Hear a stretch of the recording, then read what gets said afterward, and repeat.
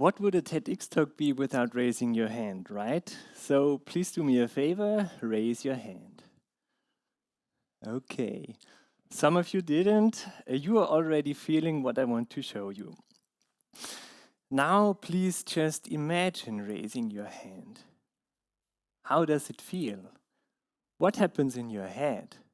Maybe you sensed something in your arm or hand. That's your brain at work. When you're imagining a movement, your brain is active. One part of your brain is planning the movement. Another part is preparing to send signals so it doesn't quite fire. So even imagination changes your brain activity. That's the key takeaway here. Maybe we could harness this.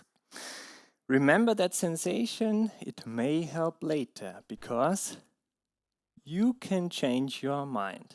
Literally. You can change it by looking at this white disk, wishing it would become larger. Now you might think, what the heck is he talking about? Imagine wearing this EEG cap. It records your brain activity using electrodes on your scalp. Those signals look like this, each from a different electrode. From those signals, we can extract values, say the amplitude of a frequency band. This amplitude, which is just a number, can be linked to the size of the disk. So if the amplitude is low, then the size of the disk is small. If the amplitude is high, then the size of the disk is large. This means if you could change this amplitude yourself, then the size of the disk would change. The goal for you in this experiment you are now in is to increase this amplitude. And if you manage to do this, the size of the disk would grow. You managed on your own to increase this amplitude. What you just did was a so-called neurofeedback experiment. You got feedback from the disk size if you changed your brain activity in the desired direction. This is a common way of doing neurofeedback. You have some target condition and you try to reach it by changing your mind. To make things a bit clearer, let me introduce Brian, our brain. Brian is not in a great mood today. He told me he almost skipped this talk because he's not feeling well. Now imagine Brian's mood is linked to this amplitude we are measuring. If he can raise it, will he feel better? Brian is wondering, is it really that simple? Can he just turn a mental knob and feel better? It turns out it's more complicated than that. Before we move on, let's pause for a moment. On the one hand, neurofeedback has shown real promise. It's been linked to support treatments like in conditions like ADHD, mood disorders, epilepsy, and so on. And even in healthy individuals, it's been linked to improvements in working memory, attention, or sleep quality, just to name a few. But on the other hand, there's a real challenge. Only some people benefit from neurofeedback and others simply don't. So research is pointing to factors like mood, motivation, or physiology, which might influence outcomes, but overall results are mixed. So Brian is confused now. Shall he give up on neurofeedback entirely, or are we something missing? Maybe it makes sense to make neurofeedback more personal. Could individualized neurofeedback tackle this so-called inefficiency problem? Okay, hands up again. Who of you has been stuck in a thought loop before? Okay, and those who didn't raise their hands, maybe you are in one now, right? So, when you think about your thoughts and feelings, what comes to your mind? What happens in your day, in your head throughout the day? When you're, for example, sitting on the bus, walking, or even sitting here. Maybe something like this: one thought chases the next one feeling changes into another, one thought triggers a feeling which in turn triggers another thought. Okay, back to our neurofeedback example. Does this single amplitude we are measuring really represent this rich and dynamic inner flow? Maybe just pushing into one direction might not be enough.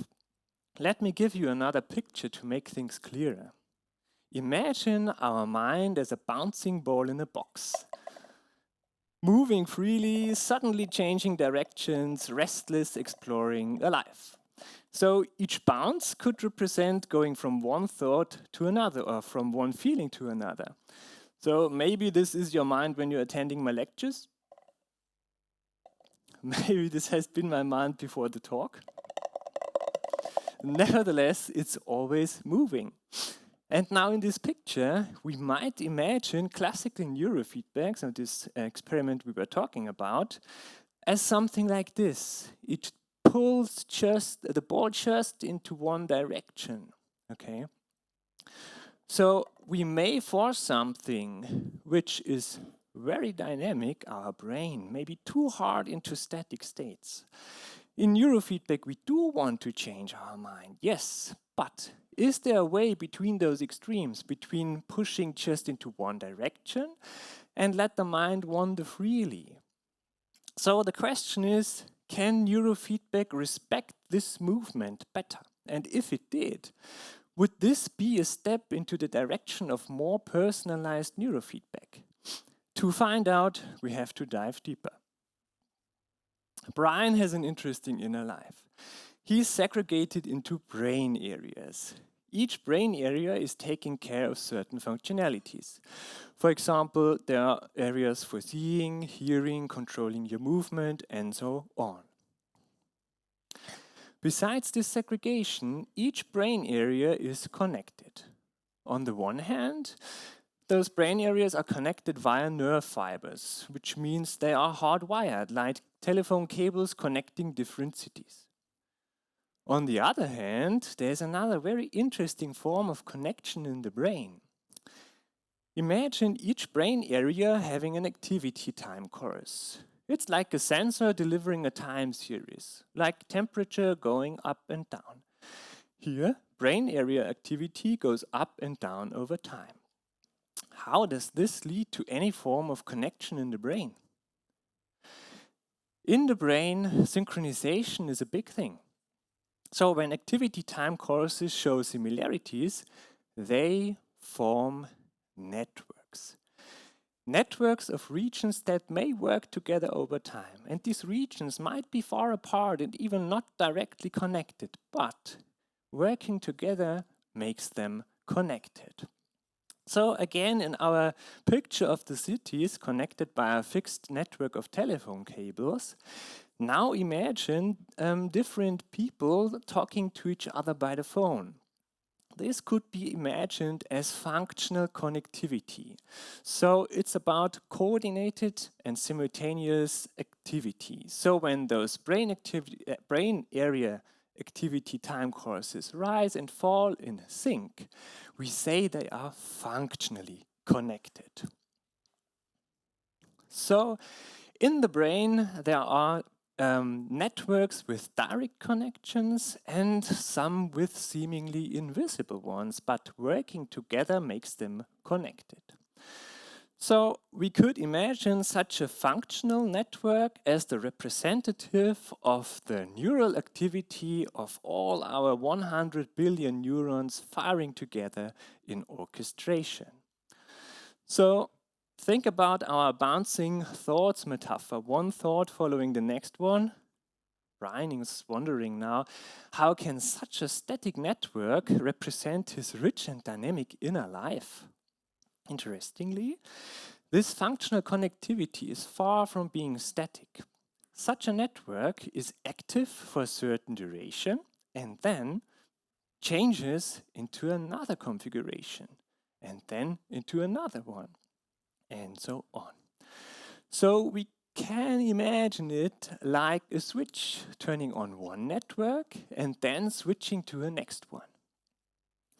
It's like Brian's areas are dancing for a while and then they switch partners and have a different dancing configuration. Or maybe it's better to think about it like a movie.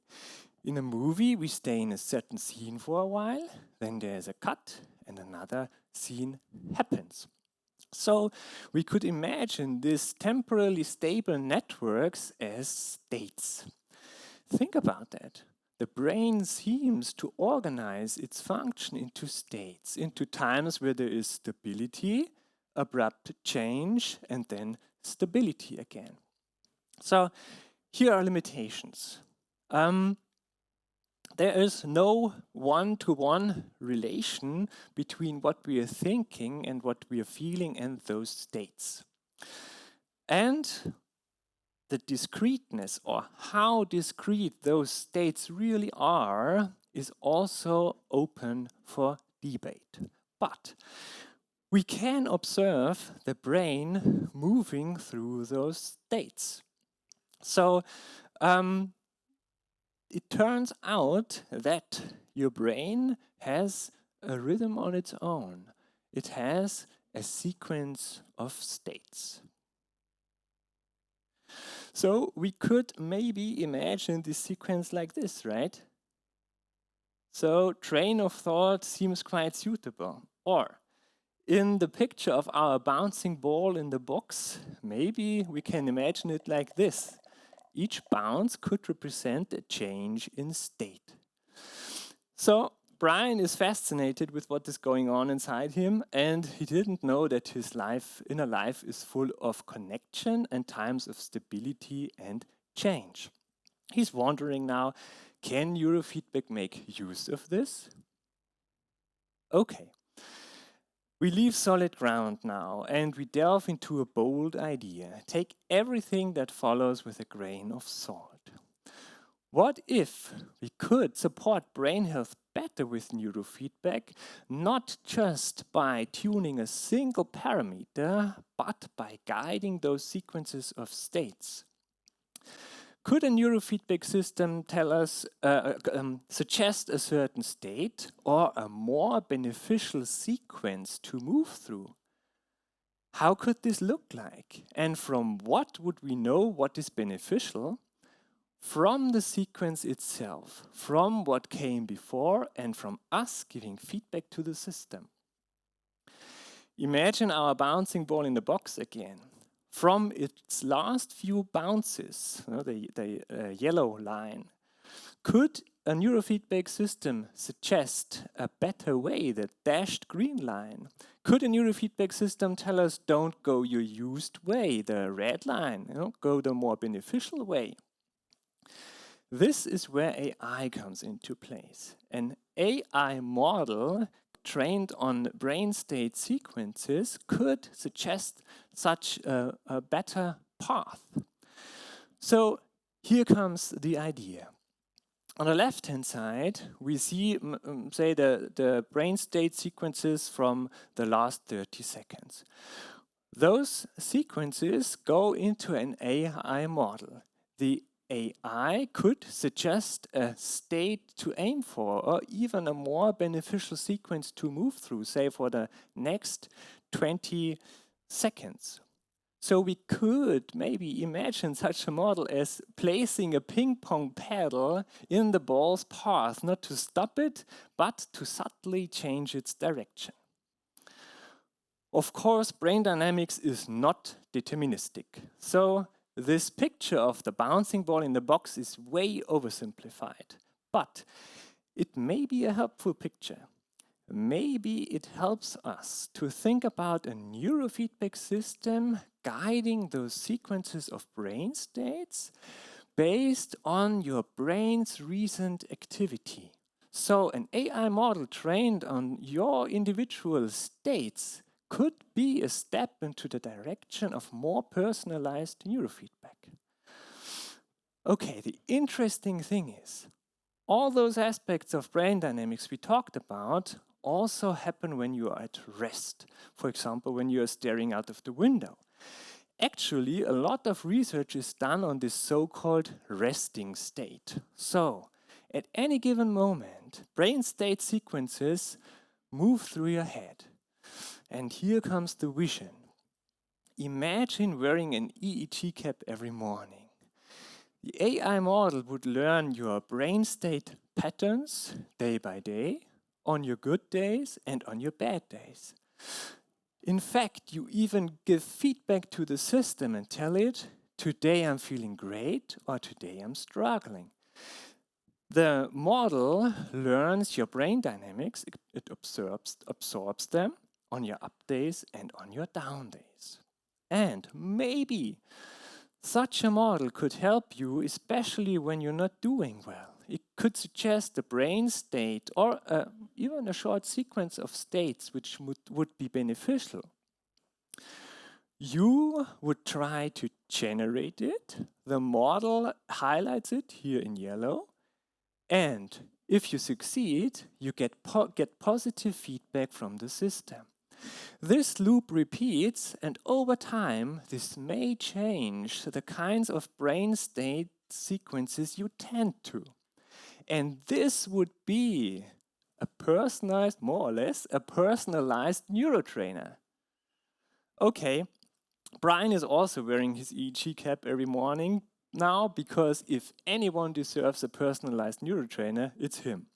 So imagine a future where AI not only reads our brain patterns, but helps us shape them. This might be a good thing. Maybe. Thank you.